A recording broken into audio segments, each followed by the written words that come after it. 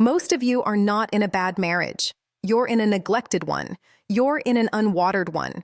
You're in a marriage that once had fire, but now survives on routine. And there's a difference.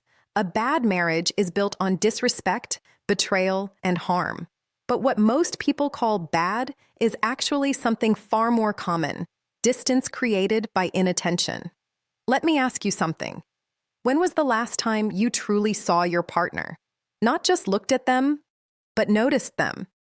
The way they speak when they're tired, the way they pause when they want to say something, but don't. Because attention is love in its most visible form. And here's the truth most people avoid.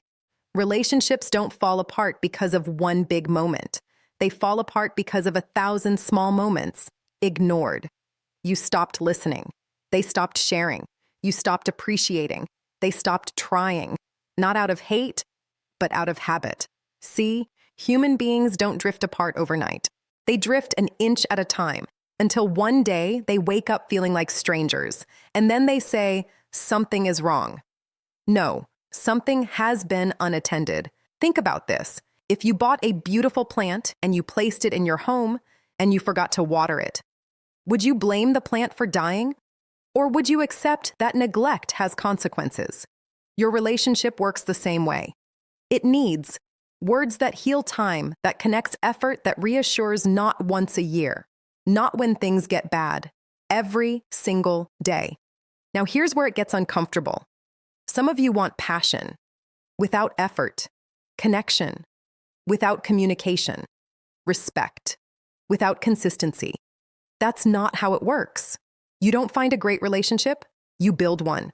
Brick by brick, day by day, choice by choice. And here's the part most people miss.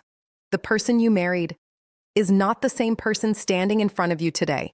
They've changed. You've changed. And if you don't take the time to rediscover each other, you'll slowly lose the very connection you once celebrated. So don't rush to label your marriage as bad. Ask yourself first, have I been present? Have I been patient? Have I been intentional? Because sometimes the problem is not the relationship. It's the lack of leadership within it. Someone has to take the first step. Someone has to say, let's fix this. Someone has to choose growth over ego. Why not let that someone be you? Because here's the powerful truth.